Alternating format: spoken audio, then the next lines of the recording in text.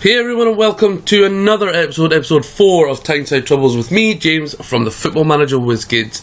Now, in this series we're trying to get Newcastle back to the Premier League at the first attempt from the Sky Bet Championship, and I'm sure that is what Rafa Benitez's plans are. Also, of course, the ultimate goal for this is to win the Premier League or the Champions League. Now, I always wait till the end of the Football Manager game to play as the club I support, just so it's fully updated and you can have a feel for the game and play with other teams as well.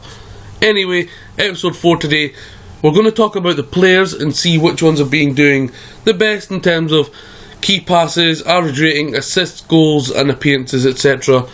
Also, we've signed 2 players, 2 defenders. Now, if you know me from Facebook or Twitter through Football Manager, you know I don't like to use the same reliable players that will almost guarantee you victory or success in the game. I like to try players I've never tried before, and these 2 players were signed last month from a fellow Championship club. So hopefully they can do well for me. They will be coming in on January the 1st, but we'll get into them in just a second. We'll also get into the matches we have played since the last livecom that we were with you, and we will show you the league table before getting into today's livecom against Fulham at Craven Cottage. So looking at appearances, Jamal Lascelles leads away with 20, Tim Krul with 19. We're just going to look at starts here basically, because those are the players that you generally use and rely on more than others coming off the bench. Mbemba with 18, Mitrovic with 17, Cheick Tiote with 17 also, Shelvey 16 and Matt Ritchie with 15. Leading the goal scoring chart is Alexander Mitrovic, who recently scored 2 goals after going 8 hours without a goal.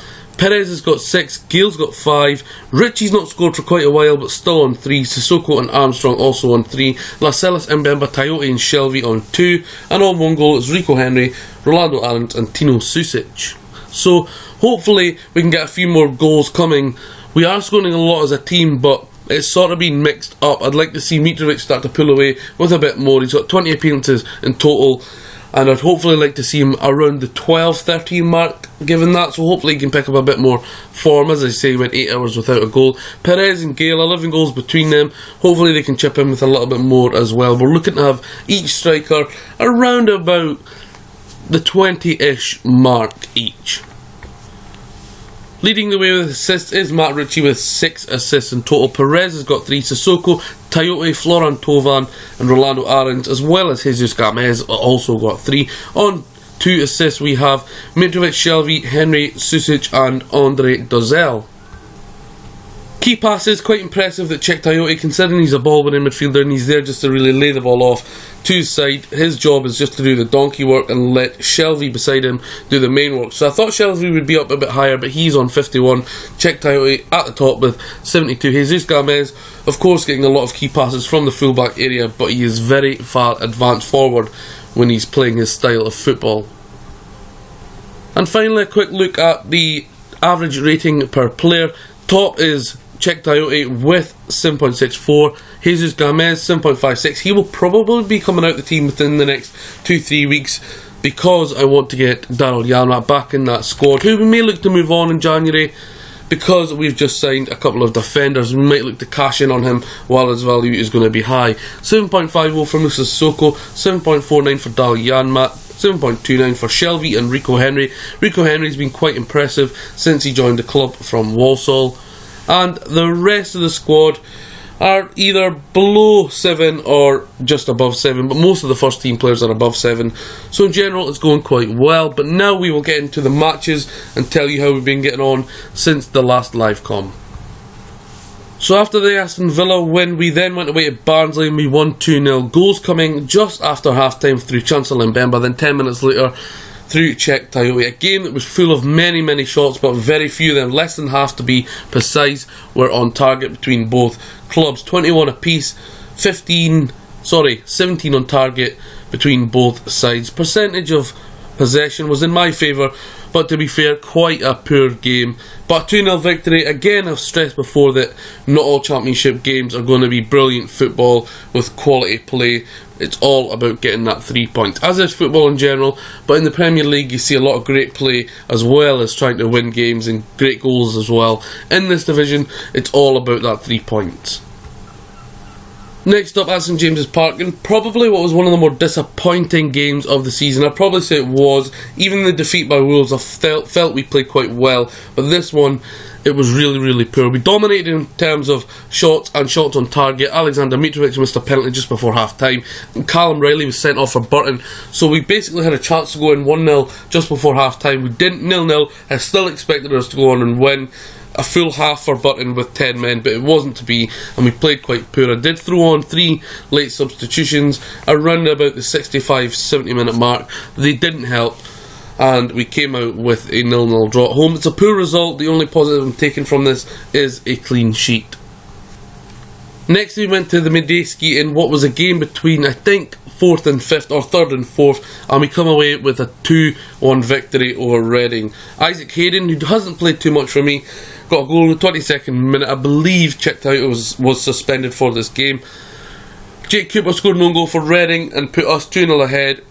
A game where Reading had a lot of shots, but not very many were on target, and they were never really going to hurt us. But Paulo Hurtado did get a goal in the 77th minute, and it made the last 13 minutes a bit of squeaky bum time, but we did manage to hold out for a big victory over rivals Reading. Cardiff make their trip to Newcastle, and a 3-0 victory from our boys in what was a lightning start. In the 3rd minute, Florian Thauvin getting a goal from the left hand side, 23rd minute, Dwight Gale getting a goal, and the game was wrapped up by the young man Adam Armstrong, who scored in the 57th minute. Sadly, Adam Armstrong did get injured and would be out for around 6 to 7 weeks after this game. A good victory, Thauvin picking up man of the match with an 8.7, assists coming from Henry and Czech Diote. A convincing game. In Cardiff, they never really hurt us at all. Next, Capital One Cup duties at St James's Park. Now we welcome Tottenham in the 4th round.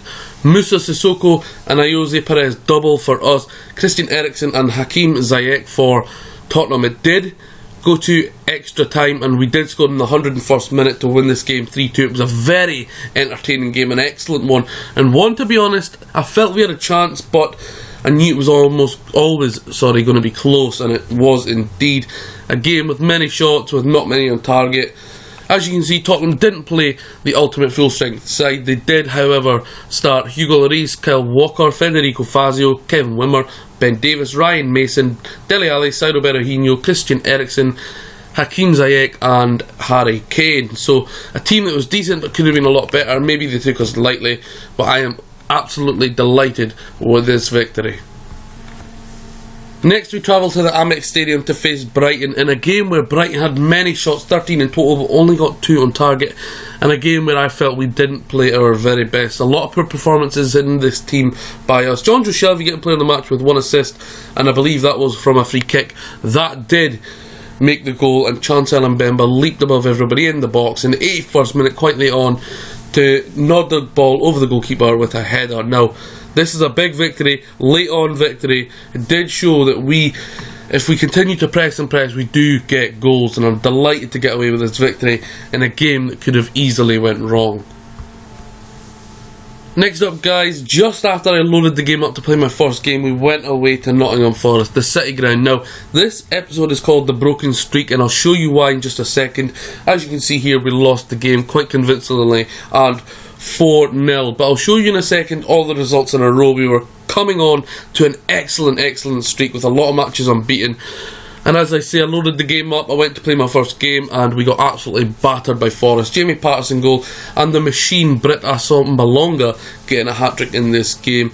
No excuses, 15 shots from us, only 3 on target, 20 shots from Forest, 10 on target. We did not turn up, we did not play well enough, and not one of our players individually got a 7 or above average for this game. Really disappointing. The streak did have to come to an end, and it's a bad way for it to come to an end indeed. Fair play to Forest, a big victory and a big win for them over arguably the biggest club in the division. And finally, the last match to update you on, guys, before we get into today's live com. We just played Preston. Not exactly an entertaining game, but one I felt we controlled and deserved to win. Mitrovic getting a goal on the 4th minute through an Alexander Mitrovic getting a goal in the 4th minute through a penalty to put us 1-0 up. And Another goal from Alexander Mitrovic on the 55th minute, with Ben Pearson getting sent off from Preston. Again, guys, a decent enough game. We played well, we controlled it, and I felt like we played really well and we deserved the victory. Preston, a team that I feel will struggle, and they didn't really offer much in terms of doing anything to us and scoring goals. And as you can see on the bottom right, there is their formation. That was the plan they come with. Sort of a flat three at the back, a defensive midfielder, 2 wing backs, 3 centre midfielders, and a single striker isolated on his own up top. They kind of came with the game plan that they were probably going to try and nick something or try not to concede. It didn't work, and they got beat 2-0, and a deserved victory for our black and white boys. So as you can see, guys, this is what I meant by the streak. We went 12 games unbeaten before that loss to Nottingham Forest away from home. 7 of those did have clean sheets, and then we got back to winning ways against Preston. So a pretty good streak, guys. 1 defeat in 14 in total in the last 14. So I'm pretty happy with that so far. So here is the league table on the left hand side, guys. 17 games gone, 12 wins, 3 draws and 2 losses for us. 39 points. We are 2 points ahead of Wolverhampton Wanderers, who were top of the league last time I updated you. And behind us, 6 points from that, is Forest and Aston Villa. So it's going to be quite tight in terms of, I think, the playoff spots, but I'm hopeful that we seem to be very consistent at the minute and we can run away with this table. But you never know, Wolves keep pressuring us and keep their toes on our 39 points. We haven't entered the FA Cup yet. The Capital One Cup draw for the quarter-final has been done. That brilliant victory over Tottenham has given us a huge tie away to Chelsea. Now, Chelsea being one of the better teams left in it, it's not a tie I would have picked, of course. Now, I feel like this could be a step too far for us. If we beat Chelsea, then we can definitely win it. But this is going to be a massive task. Basically what I'm hoping for, guys, is that Chelsea rest a few of their big stars. Okay, guys, so the first signing we have signed to come in and join the club on January the 1st is a fellow Championship player, Courtney House. Now, I've never used him before. He is English. He's got 2 caps of the under-21s. He has cost us around £7.5 million. Plays central defender, or he can play left back. He is left-footed only. He's a player I'm looking forward to using. Probably play him centre back, as he doesn't really have good crossing or dribbling to play on the fullback. He can if necessary, and we need to use him there. But as I say, I'm trying to use players in this save that I've never used before, so I'm going to really test myself and use players I don't know maybe how to use them initially to start with. So looking forward to bringing in Courtney House, and he has cost a fair bit.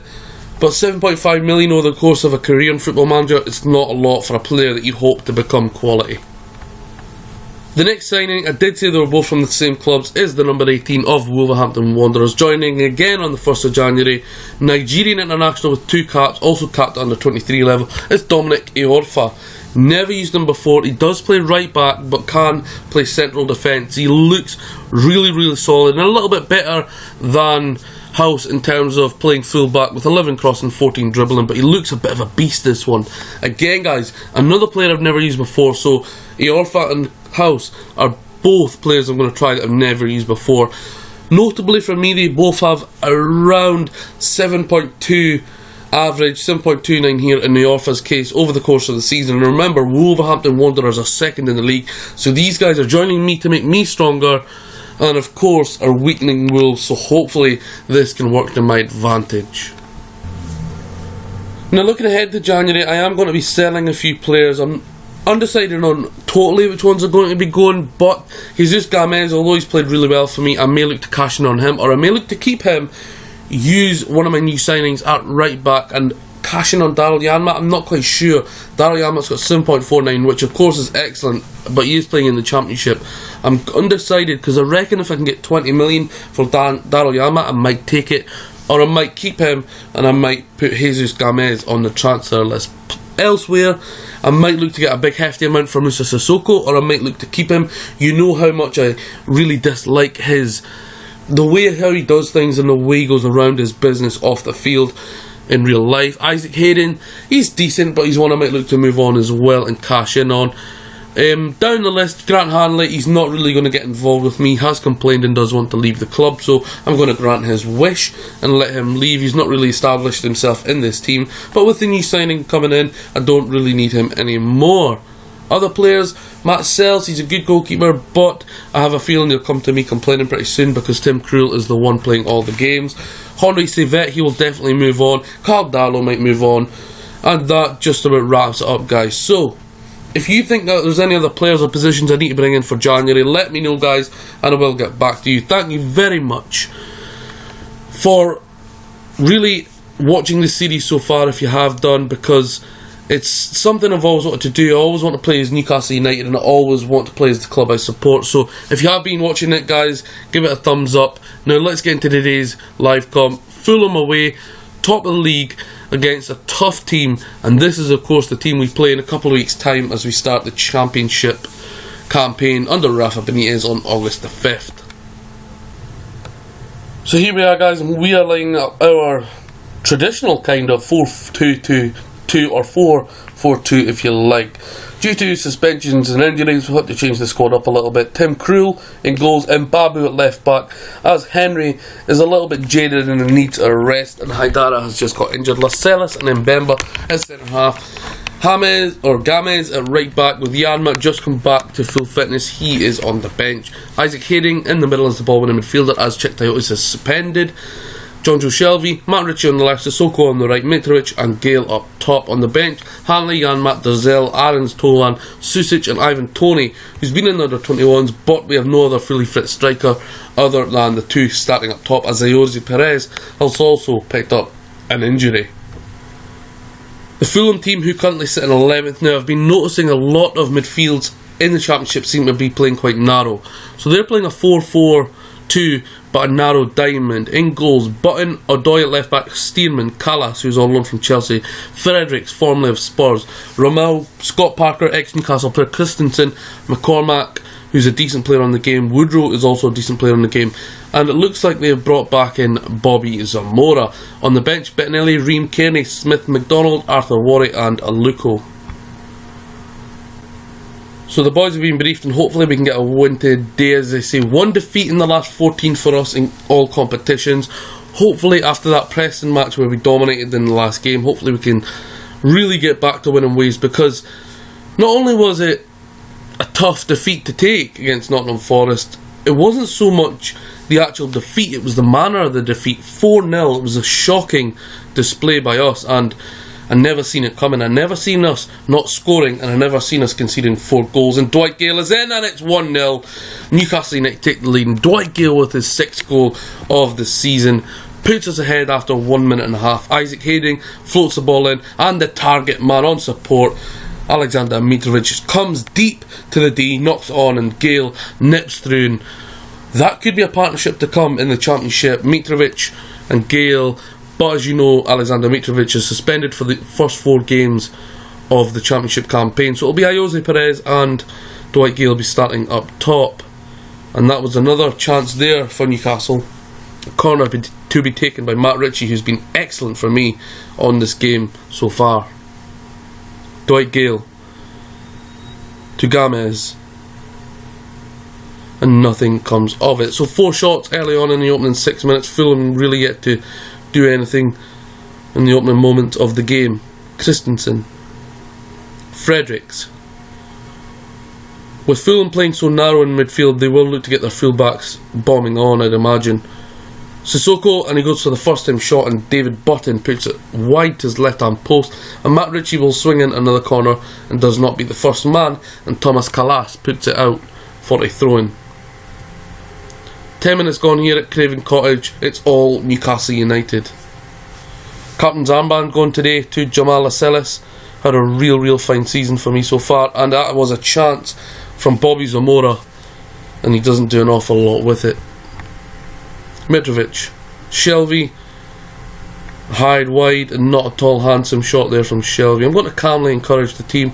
We're playing quite well, we're keeping Fulham very restricted, and I'm pretty happy so far. Quite a mixed team from us today. Our first right back is not playing, our first left back is not playing, and one of our first central midfielders is not playing. And if you go with me and put Ayoze Perez over Dwight Gale, then one of my first strikers is also not playing. So 4 first team players not starting today. But the team have done well in general. We are top of the league, only by 2 points mind after that incredible start by Wolves, who got 9 wins out of 9 in the opening few games of the campaign. Mbabu hasn't played much for me. Loses the ball to Fredericks. Mbemba picks up. He's been an absolute tank with Lascelles at the back. Mbabu, Hayden, Mbabu plays it into Mitrovic, and he plays it wide. Zamora, and it's in, and Bobby Zamora has scored a goal, and it's 1-1 Fulham, Newcastle United. A real first opportunity really for Fulham, and Zamora just drifts through, and it does take a deflection off of Kevin Mbabu, I think, and it's 1-1 here at Craven Cottage, and really that was undeserved in my opinion by Fulham. Not really any standout performances so far. Gomez has got a 7, Dwight Gale's got a 7.1, but everybody else is under 7. Matt Ritchie and Jamal Lascelles hits the bar. An immediate chance to go 2-1 up after being pegged back there. Zamora, Odoi, and tackled by Gomez. 30 minutes gone here, 1-1. I'd say we've been more in control, but only 3 shots on target out of 9 so far. And a corner here from Ross McCormack and put over by Richard Stearman. A little bit disappointing here. I felt we've played okay, but I felt like we could have given a little more in some areas of the pitch. Gomez on the left hand side of the pitch. Shelvey, oh my days, what a hit from Matt Ritchie, and that is indeed what that man can pull out of the bag. Wow, that is why we signed him to replace replace Andros Townsend. First time hit, the pass from John Joe Shelvey, and what a hit, what a hit. Goals like that deserve to win you games, and that is an absolute wonder hit from Matt Ritchie, who's not scored in quite a few games. That is his 4th of the season, and that should hopefully put us 2-1 up ahead at the half-time interval. Fredericks, McCormack, Parker, Mitrovic plays it wide to Sissoko, and it's Dwight Gale, and Dwight Gale, how does he miss that? Unbelievable. Should be 3-1, and it should have seen the game away, but Dwight Gale has fluffed his chance. Unbelievable, really. Hayden plays it forward to Ritchie. Can he keep it in? He can. And it's in, it's a goal. It's Moussa Sissoko right on half time. That kind of bails Dwight Gale out of that there, and that puts us 3-1 up, and surely we'll go on to win this game. A good cross into the ball box, but bad defending from the Fulham defence. 3 of them there, and they couldn't deal with it, and Moussa Sissoko tucks it away. So we're ready to start the second half. What I've done is put on overlap, so our fullbacks get a little bit more further forward, as we're getting a lot of joy and success in the fullback areas, and we've also put clear ball to flanks as well. Our wide men are really doing a serious job on Fulham. Sissoko and Ritchie both with goals. We are looking pretty comfortable. As I say, we've played okay at parts, but been disappointing in other parts. Lascelles with a 6.1 being pretty poor, considering he nearly scored and he hit the crossbar from a corner. Scott Parker, I really liked him when he was at Newcastle. Mbemba, Tim Krul clears it. Parker again on the ball. Christensen. Shelvey tackles Zamora. Lascelles up. Ramal. Odoi. I did say they would look to use the flanks, and Woodrow has hit the bar with a towering header, and Newcastle United get lucky with that. And now Mitrovic is breaking down the right hand side. It's Mitrovic, and nothing comes of it. Isaac Hayden. Mbabu. A lot happened here in the opening 5 minutes of the second half. Gomez, and he loses the ball, but he gets it back from a poor pass from the Fulham player. And Mbemba takes the ball in the 52nd minute here. Still 3-1, but a big chance for Fulham to pull one back there through Collie Woodrow. So we're going to make a substitute here. I'm going to bring on Ivan Toney for Dwight Gale. Toney yet to make an appearance under me. He has made, I think, 2 or 3 appearances for the first team squad since he joined from Northampton. We're on the hour mark here. We're looking pretty comfortable. Fulham, other than hitting the bar and scoring the goal, they've yet to really threaten us consistently with major chances. Mitrovic skips past his man. Ivan Toney, and what a tackle from Ryan Fredericks. That is a great tackle. And it's headed wide. And it's still 3-1 here. McCormack, linked with Newcastle in real life, but supposedly on his way to Norwich. Odoi. Parker. Odoi again. Woodrow. Christensen. Fredericks, and he plays it in, and Bobby Zamora. Bobby Zamora has put that wide, and that was the huge chance. I'll tell the guys to tighten up there, because that Woodrow chance and especially that Zamora chance are massive for Fulham, and if I was a Fulham fan I'd be disappointed to see them go wide. Very poor, or should I say if I was the Fulham manager I'd be absolutely fuming at that. So we'll make another couple of substitutes. We'll bring on Andre Dozzell. We'll keep giving him a lot of experience from the bench, and we'll bring on Rolando Aarons. As you can see, Jan Matt not quite fully fit yet, or not Matt Sharp should I say, and he's really on the bench just to get him back in amongst the first team squad. But 3-1 here will look like we're going to take the 3 points. Unless Fulham can score here, it would be a very nervy last 15 minutes. Aarons. Ramal. Kearney, a substitute for Fulham. Ramal. Kearney. Gamez. Mitrovic has played quite well today. He's got himself 1 assist and an 8.2. He's been amongst a lot of the play today. He's been involved in hell of a lot. Mr. Sissoko also with an 8.5 currently has done quite a lot involved in the game. Gamez, he gets really far forward. Hayden. Simple pass into Mbabu. Back to Aarons. Mbabu again. Pulls it into Dozzell, who tries to play a good pass, doesn't quite come off, but we retain the ball.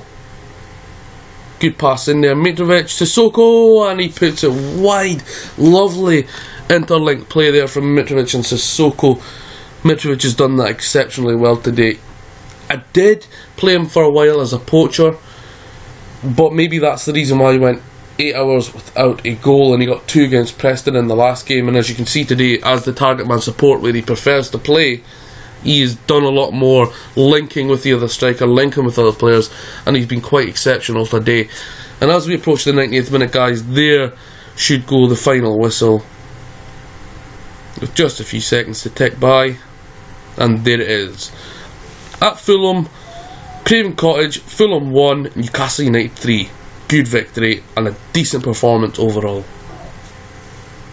So there you go, guys, confirmation of that victory. Wolves also won their game as they're still 2 points behind on us. We are 42 points. Remember, there's 46 games to play in this league, so quite a while to go. We are going to update you every 10 games or so. We are still 6 points ahead of 3rd place Aston Villa, and we're now 9 points ahead of 4th place Nottingham Forest. So things are going pretty well just now, guys.